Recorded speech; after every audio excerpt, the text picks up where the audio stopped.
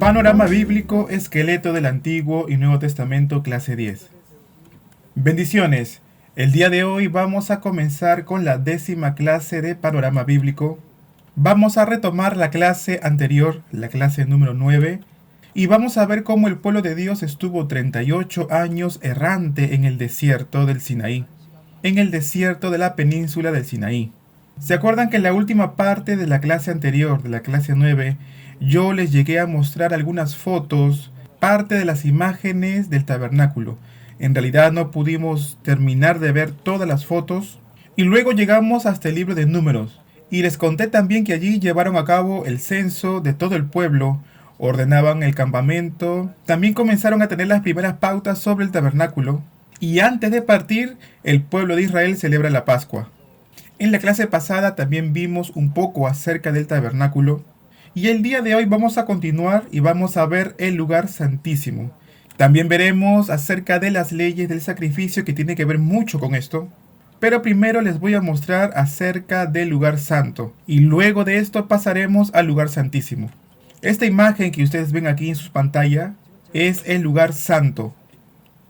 Del lado derecho de su pantalla van a encontrar la mesa de los panes del propiciatorio. Del lado izquierdo está el candelabro de oro. Y delante del velo, delante de las columnas de oro, se encuentra el altar del incienso. Entre el lugar santo y el lugar santísimo hay un velo que en realidad lo separa. Este es el velo que ven ustedes en pantalla. Y cuando uno abre y entra por allí, va a encontrar el arca del pacto. Esa tapa que está encima de este altar se llama propiciatorio.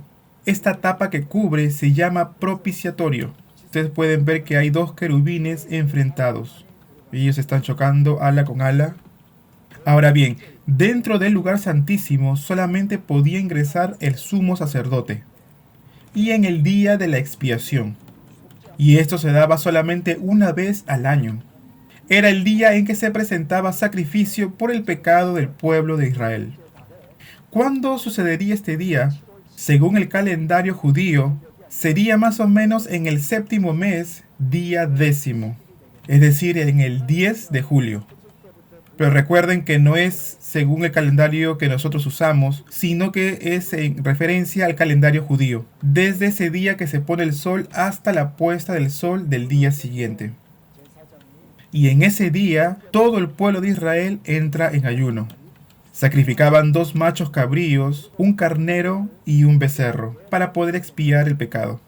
En el día de la expiación, el sumo sacerdote tenía que entrar 4 veces al lugar santísimo. La primera vez que entraba, tenía que llevar el fuego del altar del holocausto, para poder prender el incienso. Y de esa forma todo el lugar santísimo se llenaba de humo que producía este incienso. También se desprendía un aroma de este incienso y se llenaba toda la habitación de humo. Ahora, ¿por qué se hacía esto? Recuerden que el arca del pacto simbolizaba a Dios mismo, y como el hombre no puede ver el rostro de Dios porque es pecador, era necesario tapar o cubrir un poco el rostro del sumo sacerdote ante Dios.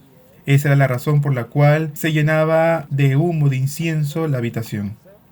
En segundo lugar, mataban el becerro y tomaban la sangre de este becerro. ¿Y qué es lo que hacían? Rociaban con la sangre del becerro el propiciatorio, es decir, la tapa del arca del pacto. ¿Qué significa ahora propiciatorio? Es el lugar donde nosotros recibimos la expiación por nuestros pecados. Y es así que mojaban sus manos con la sangre del animal que había sido muerto y lo rociaban 7 veces.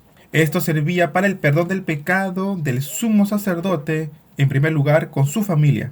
Y en segundo lugar, el sumo sacerdote volvía a salir del humo y tomaba uno de los 2 machos cabríos y lo mataba. Este era el macho cabrío de expiación. Luego tomaban la sangre de este, lo llevaban adentro del lugar santísimo y rociaban la sangre de este animal sobre todo el propiciatorio, arriba y abajo, para en esta oportunidad expiar el pecado del pueblo. Luego salían con la sangre del macho cabrío y se acercaban al altar del holocausto que tiene 4 cuernos en cada lado, que simboliza la autoridad de Dios. Luego rociaban 7 veces con sangre ese lugar.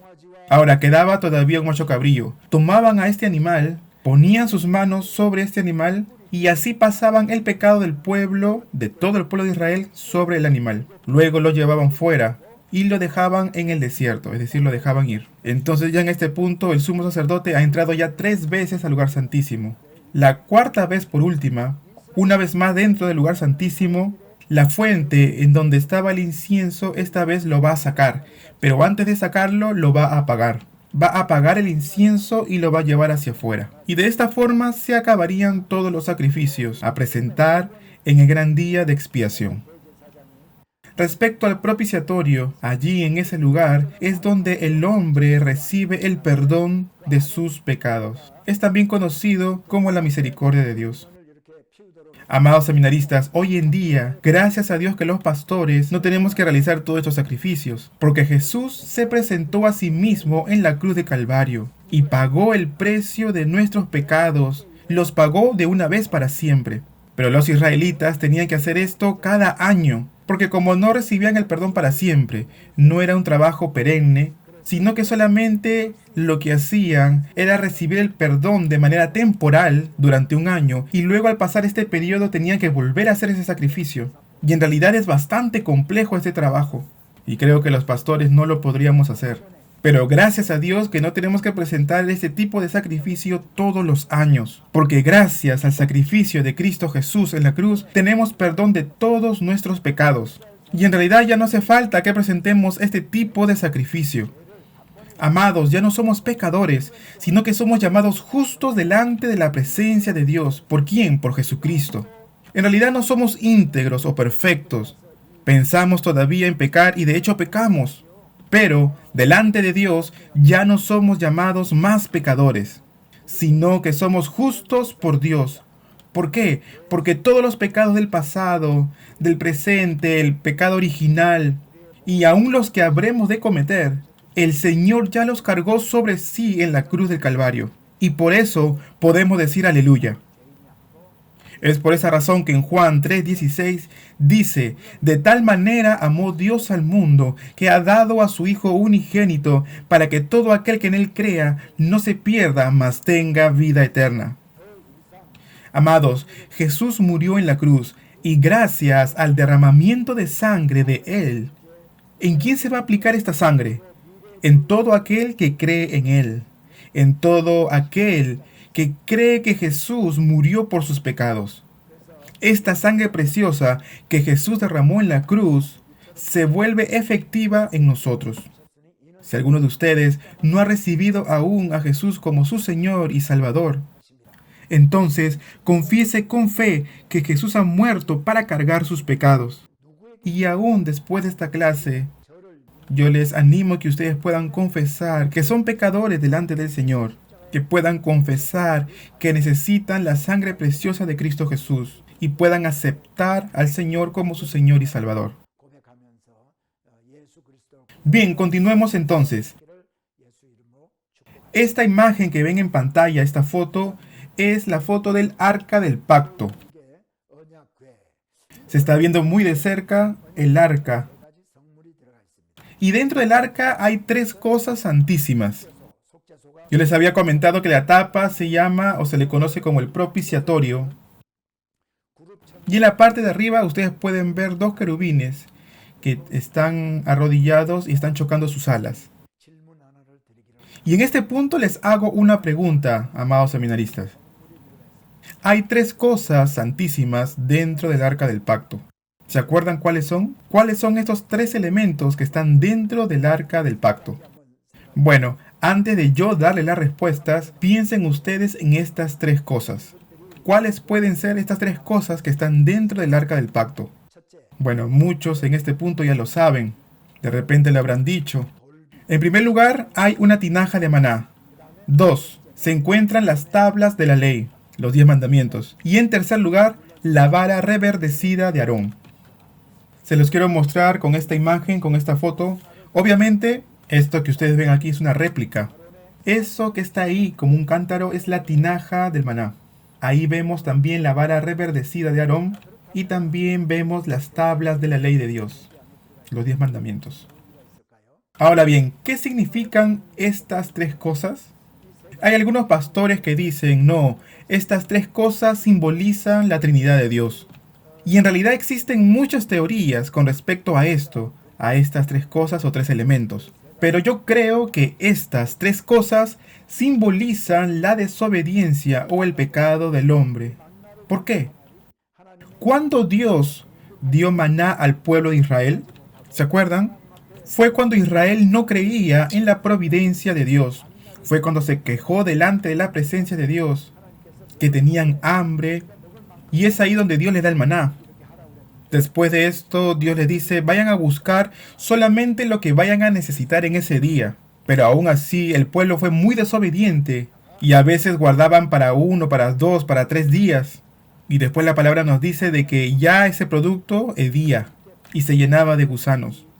Es así como esta tinaja, la tinaja del maná, simboliza o conmemora la desobediencia del pueblo de Israel. La desobediencia ante Dios. Por otro lado, la vara reverdecida de Aarón, ¿cuándo fue permitida? Cuando Moisés y Aarón fueron puestos como líderes del pueblo de Israel.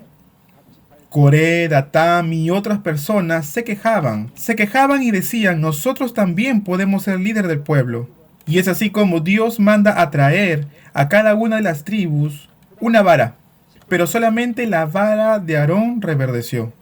Es por esa razón que también podemos considerar la vara reverdecida de Aarón como un símbolo de la desobediencia del hombre. ¿Y qué tal las tablas de la ley? Las primeras tablas que Dios había escrito para Israel, Moisés las bajó del monte y las trajo consigo. Pero cuando Moisés vio al pueblo de Israel y a Aarón orando, adorando y fornicando tras el becerro de oro, Moisés, lleno de ira, quebró esas tablas y Dios tuvo que escribir nuevamente en unas segundas tablas. Es por eso que también las tablas de la ley es un símbolo o un recordatorio del pecado del pueblo de Israel. Bueno, con esto creo que podemos dar por finalizado el estudio sobre el tabernáculo. Continuemos. Entonces el pueblo de Israel va a partir desde el monte Sinaí. Número 10:11 nos dice que parten del Sinaí. Nos dice que la nube se levantó de sobre el tabernáculo y después de esto el pueblo de Israel parte del monte Sinaí. Ellos parten el día 20 del segundo mes del segundo año del éxodo egipcio. Es decir, después de 13 meses, 20 días de haber salido de Egipto, ahora ellos van a partir del Sinaí. ¿Y cuánto tiempo estuvieron acampando en las faldas del monte Sinaí? Aproximadamente 11 meses. Ahora que el pueblo de Israel se va a movilizar, ¿hacia dónde se dirigirán? Ellos se van a dirigir a Cades Barnea. Cades Barnea es un lugar que se encuentra al norte del Sinaí, y más adelante les voy a mostrar el mapa. Y es allí, en ese lugar, donde envían a 12 espías a que puedan reconocer la tierra. Ahora mirando el mapa vamos a poder entender un poco mejor. Cades Barnea se encuentra aquí. Esa parte de acá, cerca del Negev, toda esa parte. Y en ese lugar, 12 personas, una persona de cada tribu, van a ir a reconocer la tierra que se encontraba hacia el norte. ¿Y hasta dónde llegan? Llegan hasta Amán. Llegan hasta Damasco. Esto es Damasco, lo estoy señalando con el punto rojo en sus pantallas. El día de hoy es conocido como Siria. Los 12 espías que fueron enviados a esta misión reconocen toda la tierra que se encuentra hacia el norte. Y luego, después de eso, vuelven. Ahora vamos a leer juntos Números capítulo 13, versos 17 al 26. Entonces fueron enviados a reconocer la tierra. Escogieron a 2 personas por tribu para que puedan reconocer la tierra. Y en realidad no fueron los más jóvenes quienes embarcaron en esta misión, sino que fueron los líderes de cada tribu. Todo el trabajo de reconocimiento duró 40 días. Y luego retornan y elevan el reporte, estas 12 personas. Ahora bien, 10 entregan un reporte negativo. Ellos dicen, en esa tierra está llena de gigantes y nosotros a comparación de ellos somos como langostas. 10 de los 12 espías reportaron de esta forma, excepto Josué y Caleb, quienes le hicieron recordar que si Dios está con nosotros, ellos serían como pan comido. Pero lamentablemente el pueblo de Israel escucharía a la mayoría, es decir, el reporte negativo de los 10 espías, y comienzan a quejarse una vez más delante de Dios. También se quejan contra Moisés. ¿Por qué nos has traído hasta aquí para hacernos perecer en el desierto? Era la queja que usualmente ellos decían cuando estaban disconformes con algo. Y es así como Dios entrega palabra de castigo para con el pueblo, diciendo de la siguiente forma: que todos aquellos que habían salido de Egipto y tenían más de 20 años morirían en el desierto, con excepción de Josué y Caleb, que serían los únicos de esa generación que entrarían a la tierra prometida, a la tierra de Canaán. Después de esto, durante 38 años, el pueblo de Israel estará vagando, caminando por el desierto, esperando que toda esta generación pueda morir en el desierto, y que después de esto se pueda levantar una generación nueva que entrará a la tierra prometida. El pueblo de Israel llora, se arrepiente, le dice a Dios: Dios, perdónanos. Cuando ellos escuchan realmente de que todos los que tenían más de 20 años iban a caer muertos en el desierto, el pueblo de Israel clama con mucho temor diciendo: no, nosotros no vamos a perecer, nosotros entraremos a la tierra que Dios nos ha prometido. Moisés les dice: Dios no está con ustedes, no suban allí. El pueblo de Israel no le hace caso a Moisés y se dirigen al norte. Y se dan cuenta que el pueblo de Israel siempre daba la contra. Cuando le dicen no lo hagan, lo hacen. Y cuando le dicen háganlo, ellos no lo hacían. Ahora bien, veamos el mapa. El pueblo de Israel se dirige hacia el norte. Y se encuentran con un pueblo diestro para la guerra, muy superior a Israel. Y es así como son derrotados y por esa razón regresan a Cades Barnea. Y tienen que sí o sí regresar al desierto para poder andar errantes durante 38 años. ¿Y qué sucedió? ¿Qué hechos sucedieron durante este tiempo de 38 años? Bueno, los hechos más resaltantes pueden ser, en primer lugar, la rebelión de Coré, con 250 líderes del pueblo, y cómo se abre la tierra y los traga vivos a ellos, como castigo de parte de Dios por la rebelión de ellos. En Números 16:41, nuevamente el pueblo se queja, y esto provocó una vez más la ira de Dios, y vino una gran plaga y mortandad en medio del pueblo. En esa oportunidad Aarón intercede delante de Dios por el pueblo, pero obviamente por medio de Moisés. Pero con la intercesión de Aarón, la mortandad en medio del pueblo de Israel cesa. También sucede el hecho del cuestionamiento del liderazgo de Aarón, y es ahí donde aparece la historia de la vara, ¿no? Solamente la vara de Aarón reverdece en medio de las varas de las demás tribus. Y de esta forma se confirmaba que Dios había escogido a Aarón sobre los demás como líder del pueblo, y es así como Dios estaba confirmando su liderazgo. En Cades Barnea muere también María. ¿Quién es María? Números capítulo 20, verso 1. María es hija de Jocabet, hermana de Moisés. Es decir, es la hermana mayor de Moisés. Aarón es su hermano mayor. Entonces, Moisés, teniendo ya varios meses de vida y viendo que Jocabet ya no podía ocultarlo más, es puesto en un canastillo y lo pusieron sobre el río. Y cuando es hallado por la princesa del faraón, es justamente María quien se le acerca a la princesa y le ofrece buscar una nodriza para poder alimentar y crear al niño. Ahora, durante la estadía en el desierto, Moisés decidió tener a una mujer cusita, y este fue el motivo de crítica de parte de María, su hermana. Y es así como María es castigada por Dios con lepra, y tuvo que estar una semana fuera del campamento, y luego fue sanada y regresó al campamento. Y es así como María muere en Cades Barnea. Y esto lo podemos encontrar en Números capítulo 20, verso 1. Una vez más, ahí en Cades Barnea, El pueblo se queja una vez más porque tenían sed y no tenían agua. Ahí mismo en el capítulo 20 del libro de Números. Es así como Dios manda a sacar a Moisés agua de la peña. Y ante los ojos de todo el pueblo de Israel, Moisés tenía que proclamar que salga agua de la peña. Y de hacerlo así sería de glorificación para Dios. Y Moisés, clamando ante Dios, golpeó la peña. Ahora bien, este acontecimiento, este hecho de haber golpeado la piedra y de no haberle hablado, le va a costar muy caro a Moisés. Porque Dios le dijo, por cuanto no obedeciste a mi voz, no entrarás a la tierra de Canaán, solamente la verás de lejos. Y es así como al final Moisés no pudo entrar a la tierra de Canaán, a la tierra prometida. Amados hermanos, ¿qué es lo que nos enseña este acontecimiento? Debemos obedecer a Dios para poder experimentar y ver los milagros de Él en nuestras vidas, para que podamos experimentar verdaderos cambios en nuestras vidas.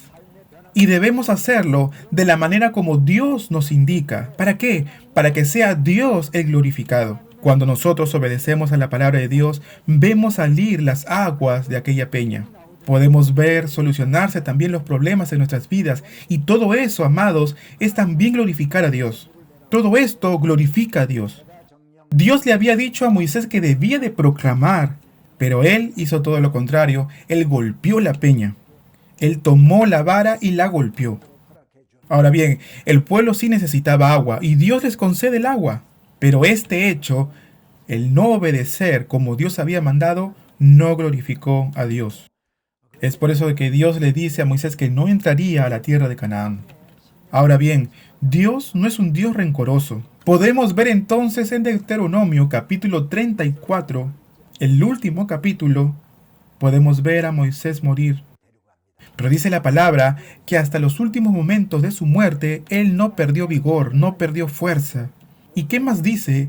Que fue Moisés quien hablaba cara a cara con Dios, y que no hubo otro profeta como Moisés, ni antes ni después de él. Es por esta lectura, por esta palabra, que nosotros nos damos una idea del concepto que Dios tenía sobre Moisés, que era un gran profeta, que era un gran líder de Israel, y que era un instrumento útil en las manos de Dios, y era utilizado con poder. Bueno, volviendo a nuestra diapositiva,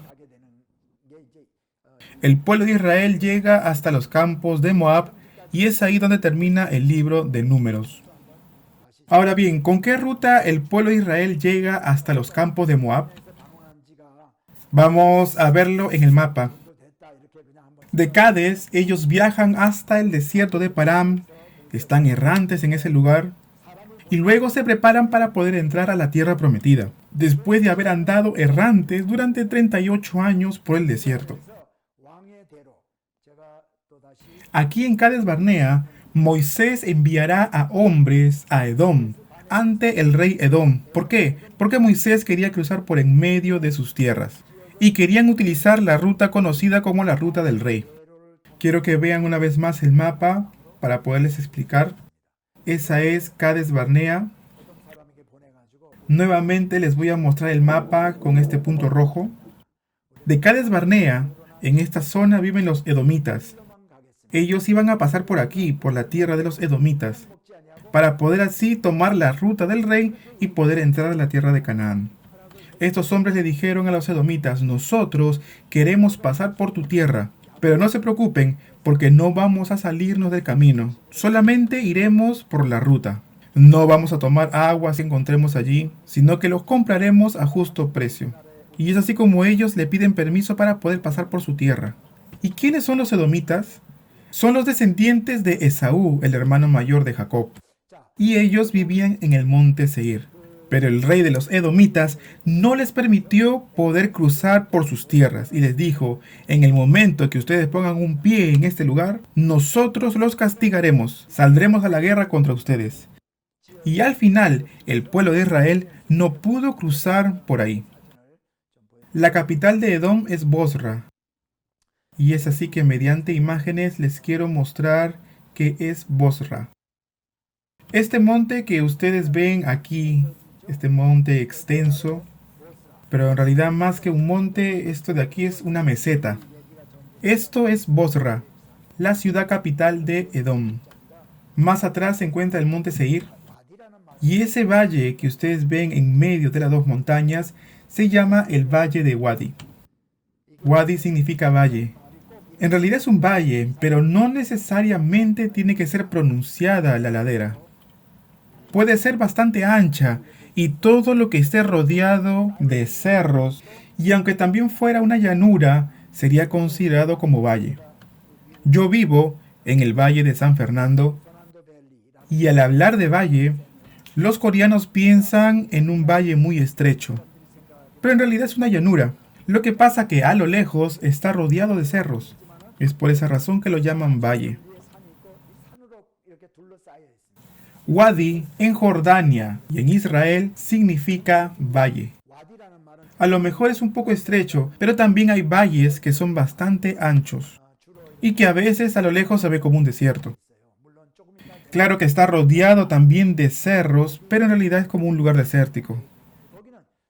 Esto también puede ser considerado como wadi.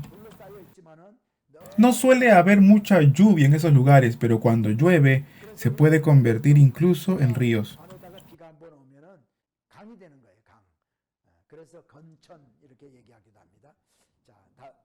Esta foto que ven en pantalla es muy parecida a la anterior.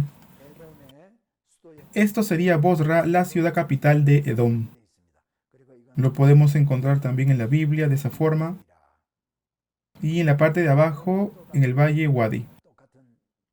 Otra foto muy parecida de Bosra.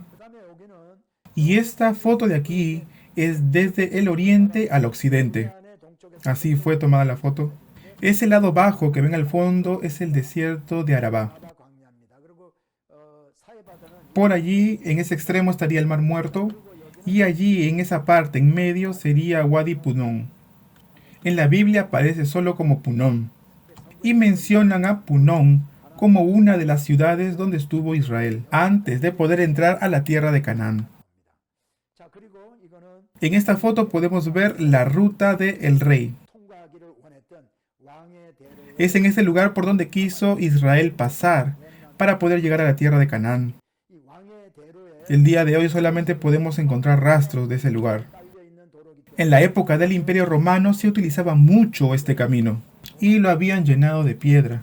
Y justamente estas son algunas de las ruinas de aquellas construcciones. Al lado, no sé si lo pueden ver, se encuentra el camino de asfalto que ha sido hecho ya en la modernidad. Bueno, volviendo a Números, y aquí muere Aarón en el monte de Hor.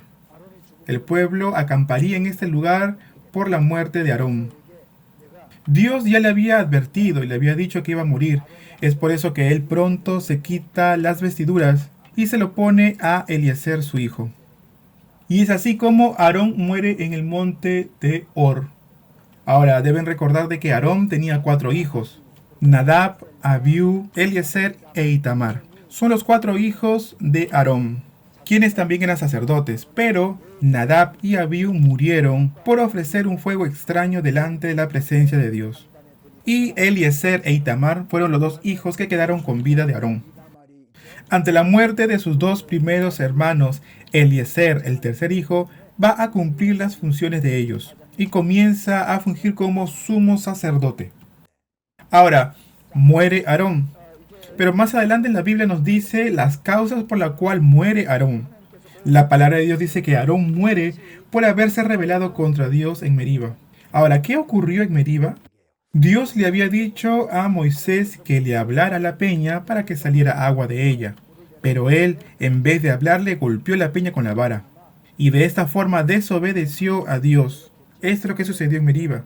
Y Aarón también va a morir por esta causa. Después de esto, el pueblo de Israel se vuelve a quejar una vez más con Dios, y es así como vienen unas serpientes de fuego, dice la palabra, causa heridas y mucha muerte dentro del pueblo de Israel.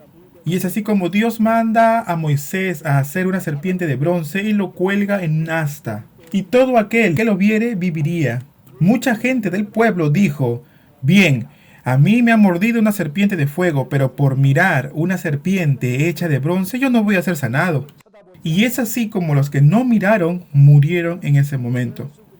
El día de hoy, Dios nos muestra a Jesucristo colgado en un madero, en la cruz. Pero todo aquel que no pone sus ojos en Él, no cree en el Evangelio, no recibe simplemente a Jesús como su Salvador. Ellos serán echados al fuego eterno, es decir, al infierno. Y esta es la muerte segunda, como lo menciona la Biblia.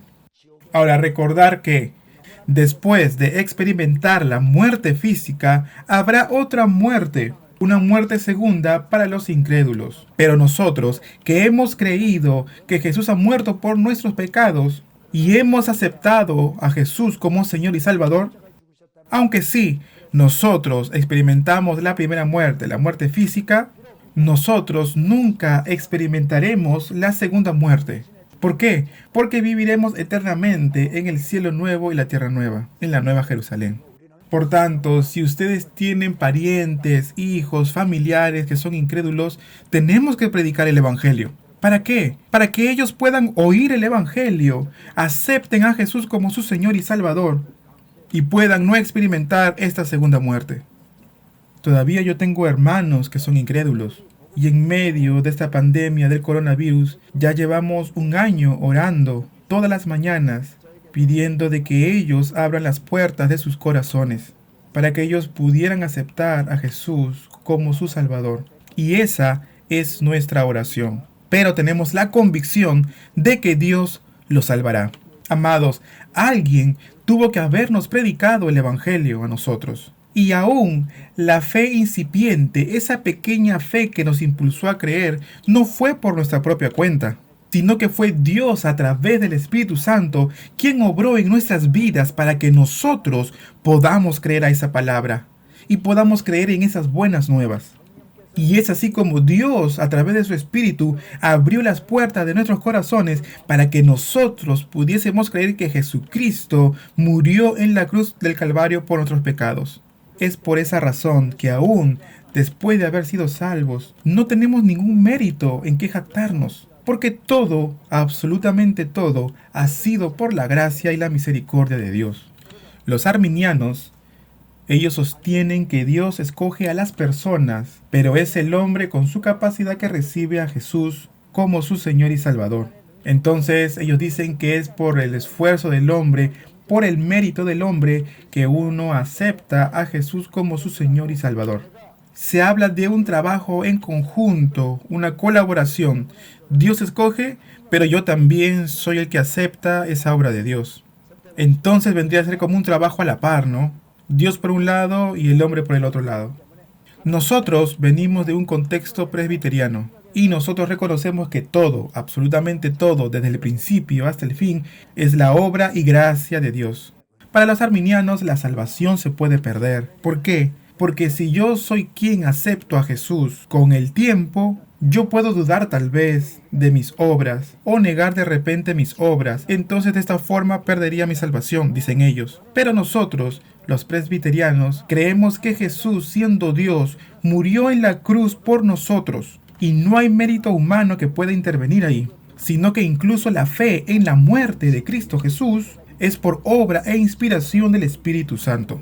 Por tanto, nosotros somos salvos solamente por la gracia de Dios. Y por esa razón nosotros no podemos perder la salvación.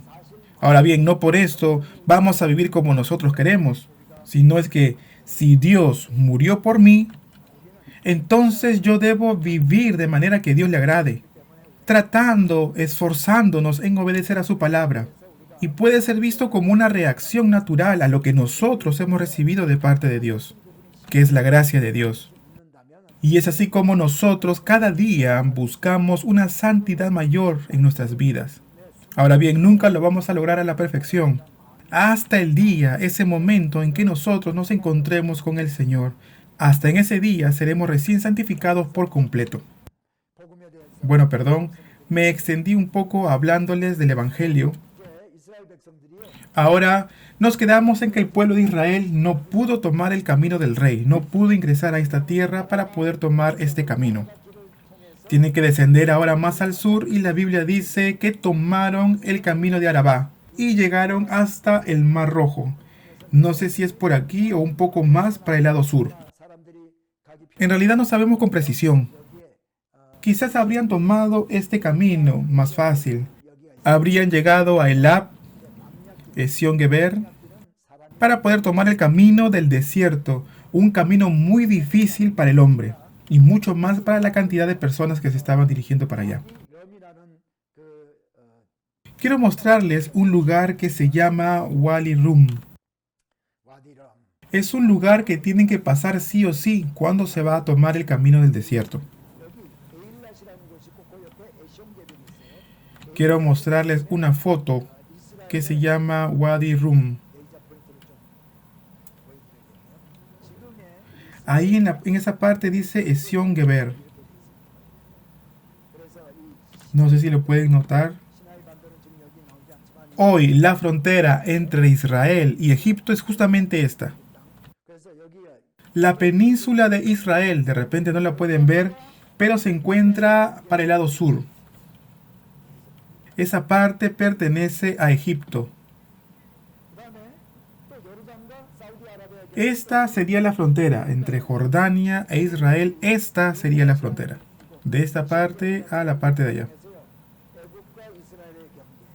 Y entre Jordania y Arabia Saudita sería esta parte de acá. Entonces, Eilat o Ezion Geber marca la frontera entre Egipto e Israel, entre Egipto y Jordania, y entre Jordania y Arabia Saudita. Entonces prácticamente son casi 4 fronteras que marca esta ciudad costera del Mar Rojo. Eilat se encuentra del lado de Israel, del lado de Egipto se encuentra Taba y del lado de Jordania se encuentra Acaba. Son 3 ciudades muy turísticas y que están muy cerca de la frontera.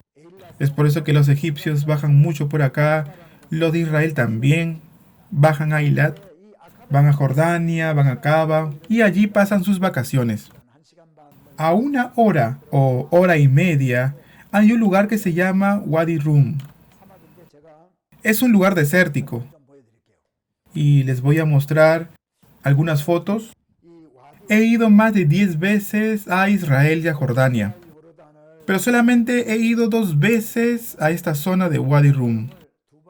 En el 2019, en marzo, y otra vez más fue en abril.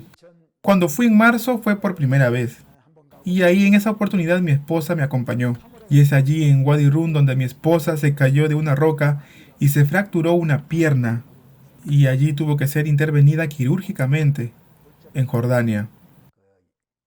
Es un lugar bastante hermoso, muy atípico, difícil de ver en otros lados, pero para nosotros se convirtió en un lugar de malos recuerdos. Pero de todas maneras quiero mostrarles algunas fotos más de este lugar. Pueden mirar el color de la arena. Miren los cerros, están hechos de piedras, de rocas.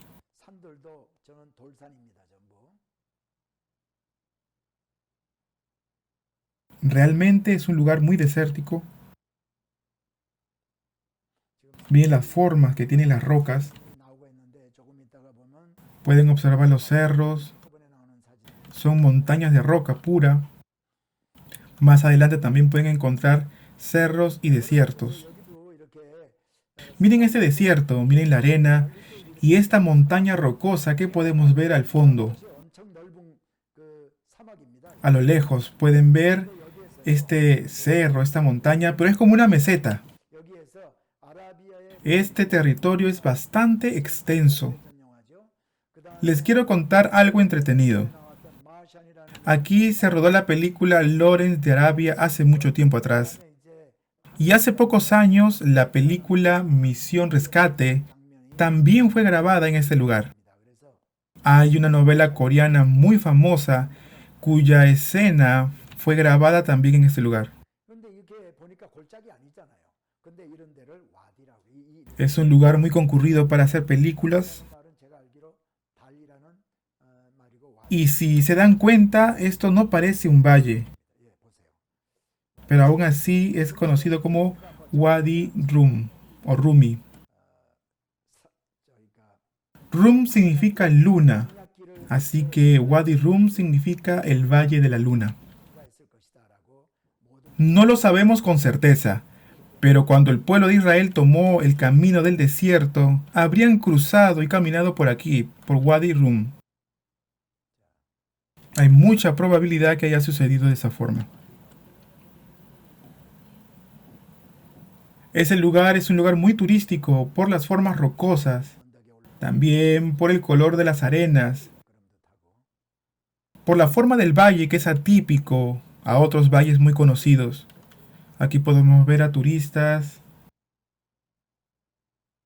que bajan hasta este lugar, que están viendo la colina, se toman fotos en esos lugares. Mayormente esos turistas son aquellos que visitan ese lugar y toman el viaje de peregrinación. Podemos ver más fotos. Es un valle muy extenso. En este lugar se puede hacer turismo. Se puede alquilar camionetas. Porque sí, hay varios lugares para poder visitar. Y ahí en la arena se puede ver cómo la gente dejaba rastros con las camionetas. La gente puede subir a los muros de piedra, a las formaciones rocosas. Se toman fotos en esos puentes de piedra. También hay como campamentos o tiendas que pueden ver ustedes en la pantalla. Eso es para los turistas, para que ellos puedan pasar la noche también en ese lugar. Y es como toda una experiencia. Realmente muy bonito el desierto de Wadi Rum, el valle de Wadi Rum.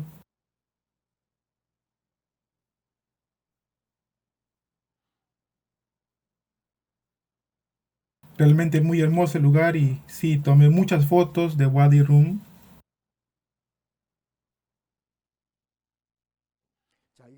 Bueno, esas serían todas las fotos de Wadi Rum. Ahora bien, volviendo a la palabra, el pueblo de Israel entonces va a tomar el camino del desierto, subiría hacia el norte y salen contra Israel el rey Og de Basán y Seón de los amorreos. Y es ahí donde los israelitas los derrotan. Ahora, para poder entrar hacia la tierra de Canaán, el pueblo de Israel tiene que entrar por Esbón. Y esta zona pertenece al pueblo de los amorreos. Entran entonces en guerra contra el rey de los amorreos, Seón, porque así como el rey de los edomitas les había negado la entrada, el cruzar por su territorio, lo mismo le hizo Sehón, rey de los amorreos. En realidad los amorreos no tienen nada que ver con el pueblo de Israel, pero los edomitas sí, porque ellos son descendientes de Saúl, el hermano mayor de Jacob. Cuando los edomitas no les permitieron entrar por su territorio, Dios no les permitió que los edomitas entraran en guerra con Israel. Pero es totalmente diferente en el caso con los amorreos. Es por eso que Dios sí permite que se efectúe una guerra entre ellos dos. Y es así como los israelitas derrotan a los amorreos de manos de Sehón. Después de este hecho, ellos suben hacia el norte y por aquí en el mapa aparece el mar de Galilea. Está en la parte superior. Ahora, del lado oriente del mar de Galilea hay una colina que se llama Basán. El día de hoy es conocido como los Altos de Golán, pero en la Biblia aparece como Basán. Es un lugar muy conocido por sus vacas. En el libro de Salmos también habla acerca de esto. Entonces aquí en Basán, el pueblo de Israel derrota a Og, rey de Basán. Y es así que con estas victorias, todos los pueblos que están alrededor comienzan a temer al pueblo de Israel, considerándolo como un gran ejército.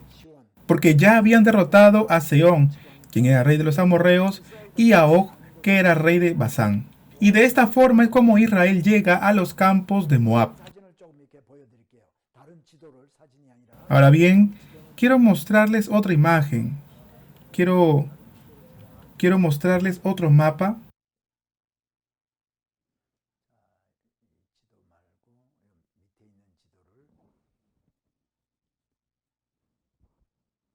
Este mapa de aquí me gusta mucho.